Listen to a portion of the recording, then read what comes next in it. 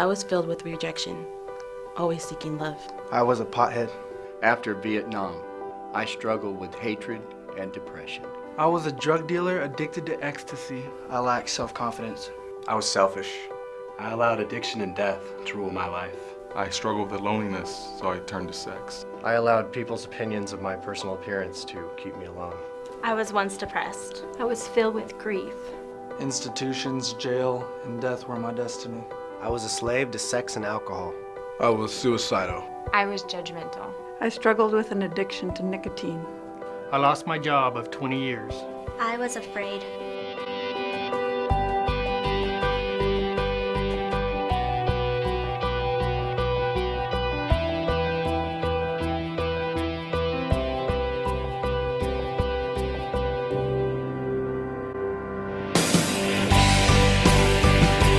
I know who I am in Christ, and I have overcome. When I found Jesus, I found life. I have overcome. He's given me beauty for ashes. I've overcome. Through Christ, I have found my joy. I have overcome. Christ has made me pure, so I have overcome. Christ came to set the captives free. I have overcome. I have been set free by God's grace. I have overcome. I found my true love in Christ. I've overcome. Through Christ, I found courage. I've overcome. It wasn't until I found Christ that I realized that his opinion was the only one that mattered. I've overcome. And because of Christ's strength and patience, I've overcome. But I'm done dealing my life. Now I've overcome. But through Christ, I persevered. I've overcome. I allowed Christ to remove my chains. I have overcome. I put others first. I have overcome. I'm high on Jesus. I have overcome. Now I leave it judging it to God. I have overcome. Now I'm filled with God's love, and I have overcome.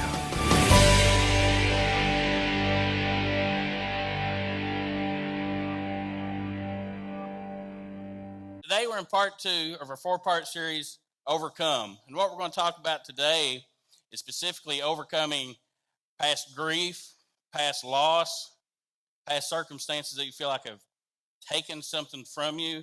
So that's what today we're going to talk about. And if that's you, you're meant to be here today. Because we're going to talk about how to navigate through that process to become what God created you to be. Now, if you're thinking, my life's pretty good, I really haven't been through any traumatic situations, you will. Just hold on. You're probably really young. And knowing how to navigate those situations before they arise has you way ahead of the game of loss, a lot of us, and can prevent you from causing a lot of self-inflicted pain. So if you haven't experienced those problems, I would still listen, because learning how to navigate these are pretty awesome. So as we get started today, I want to start with the definition of the word overcome. So we're talking about overcoming, and what it means is to succeed in dealing with a problem by defeating something, overpowering something, or overwhelming something. Now, this definition of overcoming indicates strength, power, might, muscle. And what comes to my mind, the images of a wave just crashing down and knocking somebody over. If you've ever been on the beach and a big old wave come, it just knocked you down and shoved you down to the sand. That's overpowering, overcoming, overwhelming you. That's what I feel like overcoming is talking about here. There's a problem with that. We can't overcome our circumstances. We can't overcome our grief. We can't overcome our past loss. We can't overpower it. We do not have the ability to overpower our situations. It's not within us. We're not that strong. We're not meant to overcome our grief and our loss. We're meant to go through our grief. We're meant to go through our losses. We're meant to go through our circumstances, and as the result of that, become somebody else. That's what meant to happen. Now, the problem is when we try to do it on our own power, especially us men, we just want to bow up and man up. I don't need nobody's help. I'm strong enough. I can endure whatever life throws at me. I'm big and bad and 10 feet tall. That's what we feel like a lot of times. But when we try to overpower our circumstances, our loss, our grief, it usually takes us somewhere we don't want to go. in trying to put up this facade, this mask of, I got it all. I got it under control. We change on the inside. Slowly, those around us know it. And deep inside, we kind of know it. But we really don't want to admit it because we still want to feel like we're in power, we're in control. And when I think about this, it takes us, when we try to overcome instead of go through, it changes us. Not to somebody we want to become. And it reminds me of most of the superhero movies, the villains. Most of the villains start out as normal people. Do they not? But because of their situations, because they're hurt in life, because of whatever situation, they try to find something that they can use to make them stronger, more superior, to show everybody that they're right. And then, fortunately, it changes them to something they didn't intend on becoming. And that's what happens when we try to overcome. We can hold up a facade for a while, we can look good for a while, but eventually it will not last. We're not meant to overcome our grief. We're meant to go through our grief. We're not meant to overcome our loss. We're meant to go through our loss. We're not meant to overcome our circumstances. We're meant to go through our circumstances. Now, I want to talk about a guy that went through some really bad grief and loss. His name was Jerry Sittser. This is him, and he actually even wrote a book about it. It's called A Grace Disguised. And Mr. Sittser, on one night, him, his wife, his mother, and 3 kids were in a car and got hit by a drunk driver. His wife, 1 daughter, and his mom died instantly. 3 generations removed like that. I can't even pretend to know the grief and loss he experienced. But somehow, Mr. Sittser's managed to learn to navigate through the process. And he kind of talked about, at first he tried to overcome it. Did not work. It's only when he went through the process to change him. I just want to share you a couple of quotes from what he said here. He said, the circumstances we go through are not important. It's what we do with the circumstances that is important. And then here's the big one I took from the book. In coming to an end of ourselves, we can come to the beginning of a new life. One marked by spiritual depth, joy, compassion, joy, compassion, and a deeper appreciation of the simple blessings of life. He went through his circumstances, became a new person on the other side. Because here's the deal, we can't overfight, we can't overcome, we can't outmuscle our griefs, we can't over-strengthen our past loss or our past circumstances. But the good news is, Jesus can. And that's what we got. Jesus can. We do not overcome, Jesus overcomes. We do not overcome, Jesus overcomes. One verse I want to share with you on this. John chapter 16, verse 33. This is Jesus just a few hours before he was going to be crucified. Just a few hours before he was getting ready to be betrayed, beaten, made fun of, stripped, and nailed to the cross and murdered. Here's what he told his followers. I have told you these things. These things is the hours before this happened. He was teaching them what to do when he left because he knew he was going to get ready to leave. He says, I have told you these things that in me, talking about in Jesus, you may have peace. That's where peace comes from, in Jesus. In this world, you will have trouble. Remember a minute ago I said, if you don't think you've ever had a traumatic situation in your life, you will at some point. Jesus promised it. It will happen because we're in this world. You will have trouble, but take heart. I have overcome the world. Take heart. I have overcome the world. Who overcomes? Who overcomes? That's pitiful. Who overcomes? Jesus. Yes, Jesus overcomes. Everybody say it with me. Jesus overcomes. Jesus overcomes. Jesus overcomes. Y'all leave me hanging on the last one? I don't think y'all believe it. Jesus overcomes. One more time. Come on. Jesus overcomes. That's how we go through our circumstances. That's how we get past our loss. That's how we get through our grief. Not doing it on our own, because Jesus wants to transform us into someone new by going through our circumstances, by going through our grief, by going through our loss, he wants to change us into someone new. He don't want to repair us. He don't want to just fix our situation. He don't want to just make us feel better. He wants to make us someone new.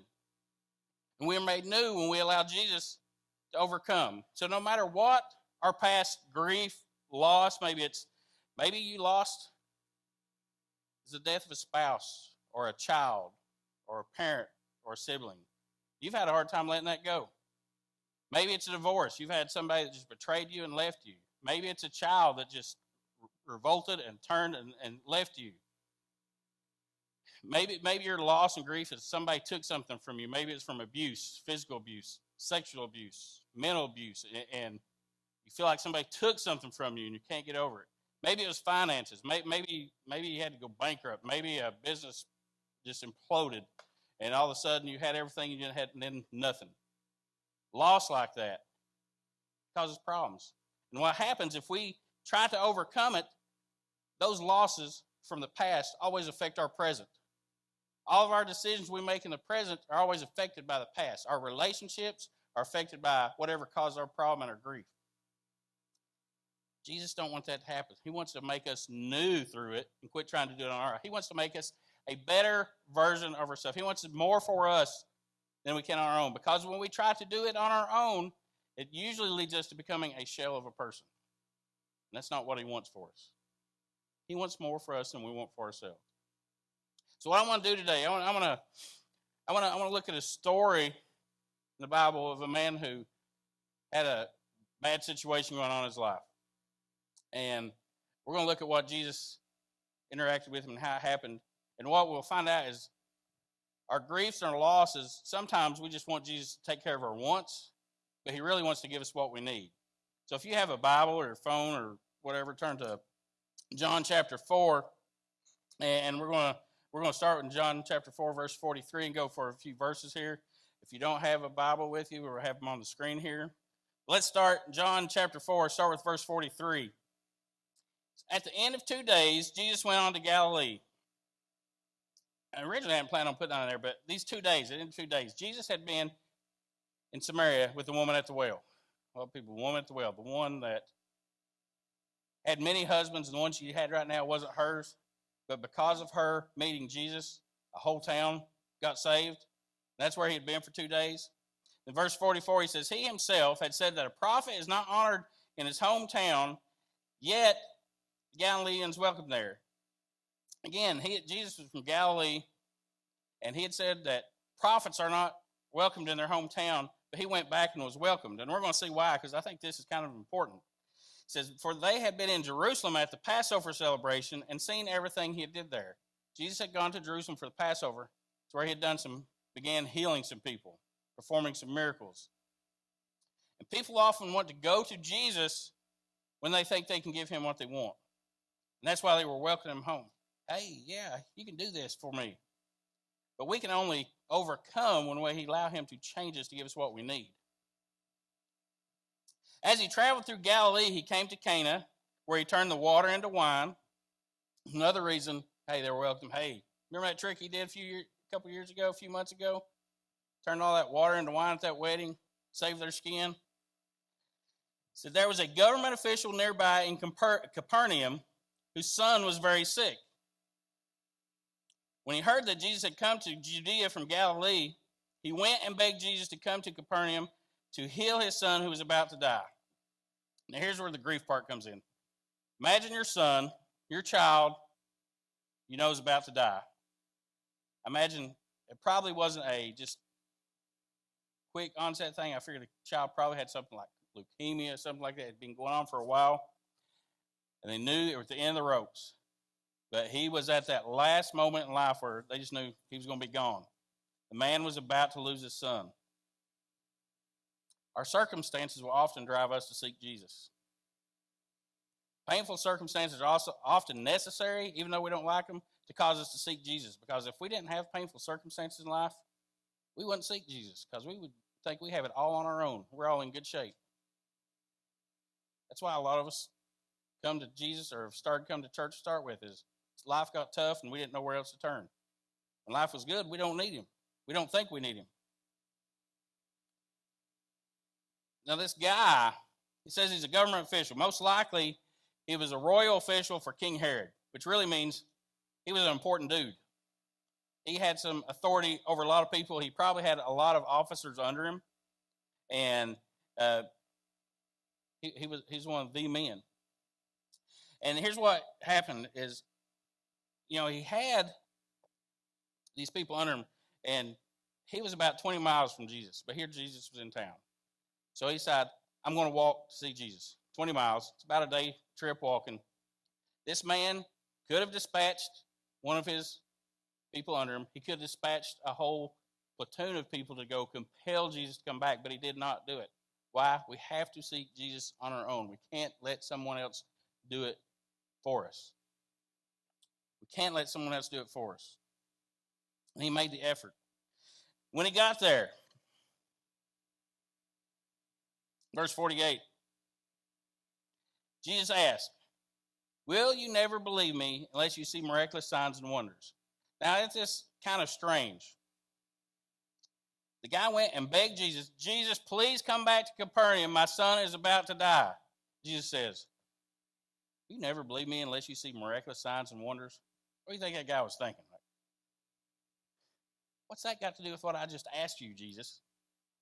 Now, we got to look at this for a second. He was teaching to a lot of people here, and he was actually, this you is a plural. He's referring to all the people that were following him because they had saw the miracles and wanted to see some more miracles going on. They wanted to see something going on there. And Jesus knew that some people were there just because they wanted to see the tricks. They didn't need change. They didn't want Jesus. They weren't looking for a Messiah. They were just there to see the cool things he could do. Sometimes that's us. But the guy says, he's like, hey, Jesus, wait a minute. That's not what I asked you. Can you imagine him trying to get Jesus' attention? Verse 49. The official pleaded, Lord, please come now before my little boy dies. This is huge. Because what he called Jesus? He called Jesus Lord. Now, this guy was a high-up government official. And if you called somebody Lord back in that time, you were putting yourself under their authority. The only other person this guy was calling Lord was King Herod throughout his life at this point, his main boss. But at this point, he knew who was really in control. He put Jesus, and we so often don't want to become subservient to Jesus. So many times we just don't want to be under his authority. But this is the only way we can overcome. Otherwise, we're trying to do it on our own power. Verse 50, then Jesus told the man, go back home, your son will live. Now imagine, he got up, traveled 20 miles, because he knew that if he could just bring Jesus back to touch his son, he would live. Jesus says, go on home, your son's going to live. And the man believed what Jesus said and started home. He didn't sit there and beg, no, Jesus, come on, please. No, Jesus, you got to come see him. He listened to Jesus, and he obeyed him. He listened to Jesus and did what Jesus said. That we often hear what Jesus said. Most of us know what Jesus says, but it's the doing part that we have trouble with. A lot of times we say, I just wish I knew what God's will for me was. Well, you know all kinds of things right now you need to be doing and not doing it. And why would he tell you something else? Because he's giving instructions. He wants us to obey. While the man was on his way home, some of his servants met him with the news that his son was alive and well. Good news. The grief is over because he believed and obeyed. Now, what I find interesting is, and it took me a while to kind of catch on this, why would his servants start traveling there to tell him this news? Here's what I think. Oh my gosh, the boy's better. If we can catch him before he goes and kneels to Jesus, we still all got our positions. If we can go and stop him before he calls Jesus Lord, nothing will change. We'll like it and everything will be just like it is. And the man's son will be better. life will be just like it was, nothing changed, and we won't have to change. That's what we want. We want the son to get better and nothing else in our lives to change. I think that's why they chased him. Tried to find him before he went and submitted to Jesus, because he didn't have to at this point. I think that's what was going on there. Now, what did this guy do? His son was healed. But let's kind of look at the three things he did through this story. Number one, we have to seek Jesus to get through our situations, to get through our past, to get through our griefs, to get through our losses, our bad circumstances. We have to seek Jesus on our own. It says he went and begged. He didn't send his platoon. He didn't send his army. He went and begged Jesus to come. He put the effort in. He went 20 miles one way. I don't know whether he walked, maybe got a really nice camel. I don't know. But he could have sent someone, but he didn't. So many times we don't because pride. You know that, I can overcome it. I got the strength to do it. A lot of times we don't want to seek God because we want to blame God for our situations. Maybe we have some grief going on and God, it's your fault you let that happen. I'm not coming to you. You didn't have to let that happen. So we blame him.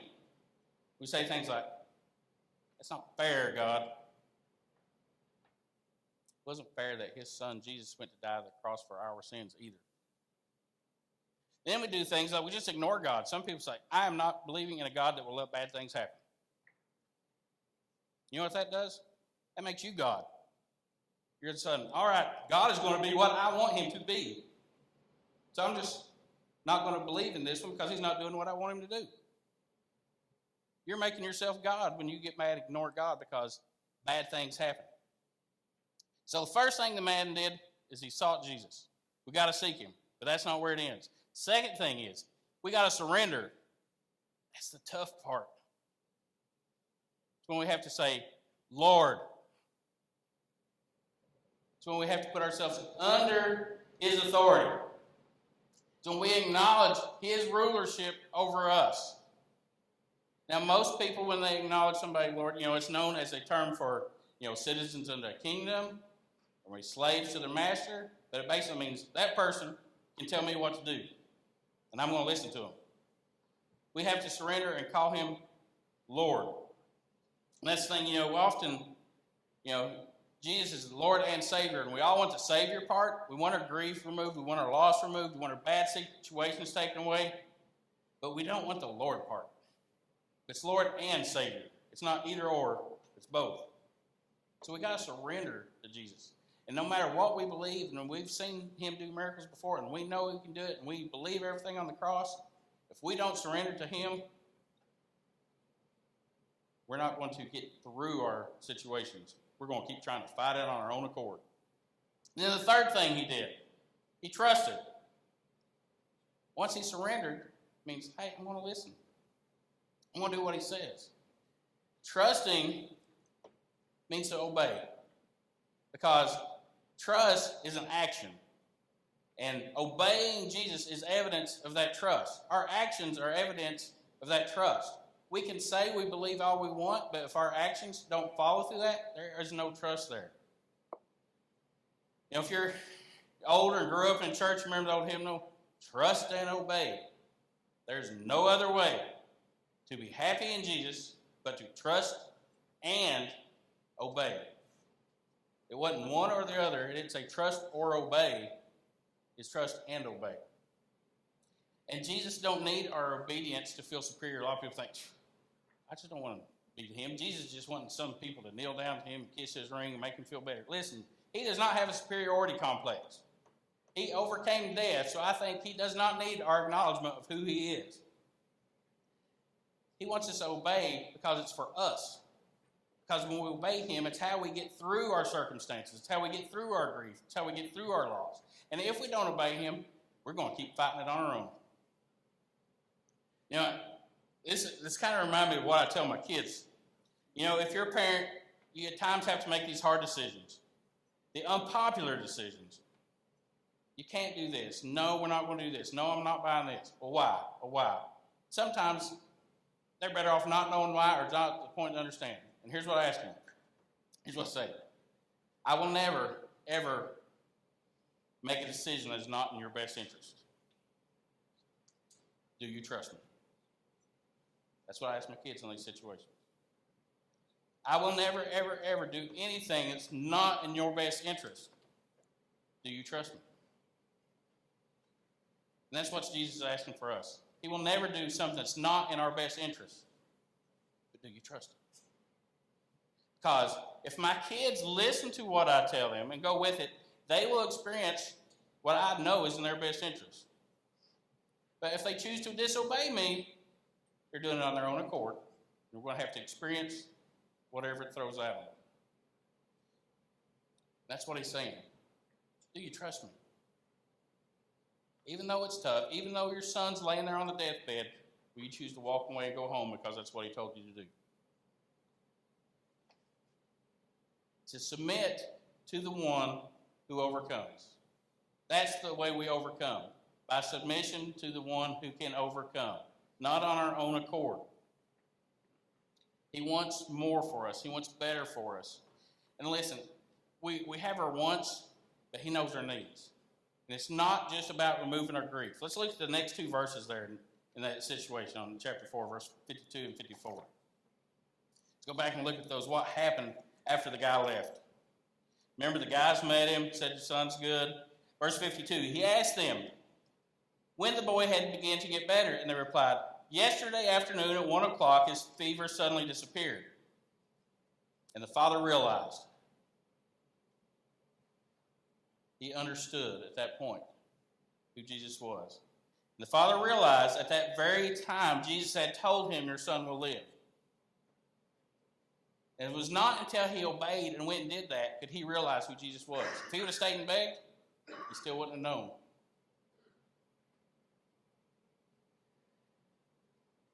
The father realized that very time Jesus said, your son will live. Now here's the thing, especially fathers. And he and his entire household believed in Jesus. That's what they needed. That's the new that was created about going through these circumstances. We often like to look at this and say, the miracle is the boy was healed. The miracle got the attention to get them what they needed, to make them new. He and his entire household believed in Jesus. This was the second miraculous sign Jesus did in Galilee after coming from Judea. We think we just want God to remove our problem and leave everything as it is. But that's not what we need. He knows what we need. The man sought Jesus. Remember, seek, surrender, and trust. The man sought Jesus, but he and his entire family surrendered and trusted Jesus because he sought. He and his entire family surrendered and trusted Jesus. Fathers, it's your duty to be an example of seeking Jesus. Fathers, it's our duty to surrender and trust Jesus. Our legacy to our family depends on it. Our family's eternity may very well depend on it, on our surrendering and trusting Jesus. Now, this was over 2,000 years ago. And think, well, that's a one-time isolated situation. Well, a few years ago, there was a study done in Sweden, and we'll pull up these numbers, and shows that this still is going on today. Some of these numbers may be hard to see, but what it is, the first column talks about parents' attendance. Moms, dad, neither. Then it talks about the kids in the future, how they attend church as adults. Now, the first column, if the parents didn't attend, mom or dad didn't go, there was only a 4% chance that the children were going to be regular attenders of church when they got older. There was a 15% chance that they would attend church here or there. 81% chance they would never attend church. So if you don't go to church, mom or dad regularly, there's only 19% of your kids that are going to go to church. Now, I know this is going to church and salvation isn't equal, but it's really close. It's the closest thing we have. Now, if mom goes regularly and dad does not go at all, the kids become regular attenders, only a 2% chance. However, they will attend irregularly 37% of the time, and only 61% don't go at all. So if mom goes and dad does it, increases the chances a little bit. Most likely they'll just attend irregularly. If mom and dad both go, they're regular attenders 33% of the time. 41% irregular attenders, and only 25% don't go. So if mom and dad both go, then you got a 75% chance your kids are going to go. But these next two is where it gets a little interesting. If mom goes regularly, but dad goes irregularly, regular attenders drop back down to 3%. Irregular, 59%, 38%, and don't go at all. If dad goes irregularly and mom regularly, it's not a whole lot different than if dad don't go at all. If dad goes regularly and mom irregularly, the children become regular attenders 38% of the time. That's the highest number. It's on dad, not mom. 44% irregular times, but here's the biggest one. Only 18% did not attend at all. If dad goes regularly, there's an 82% chance that your kids are going to go regularly. Are dads more important than moms? Is more important is a different word, but on following their spiritual thing, the outcome of this study was basically that the kids will follow the spiritual patterns of their fathers more than their moms. And the reason they said mom and dad regular was less, best thing they could figure is dad went because mom nagged him to death and he didn't practice spirituality at home. That's why the outcome wasn't much different, because the kids saw that he really didn't believe it. But when he followed it, when he sought Jesus, surrendered and trusted, the kids knew it. They wanted to do what dad did. So how we do our faith as fathers is huge. It's huge. It's only through obedience to Jesus that he can transform us through our circumstances. Only through obedience can he transform us through our circumstances, not over us overpowering, but to overcome to get us through whatever life threw at us. Back at the verse we started with, John 16:33. I have told you these things so that in me you will have peace. In this world you will have troubles. Don't be blaming God, getting mad at God when there's trouble, because it's going to happen. But take heart. I have overcome the world. We cannot overcome, but he can. Who overcomes? Jesus. Who overcomes? Jesus. That's what happens. We can't do it on our own. We can't do it on our own accord. We can't do it on our own strength. It just changes us into somebody we don't want to be until we finally wave the white flag, surrender, and call him Lord.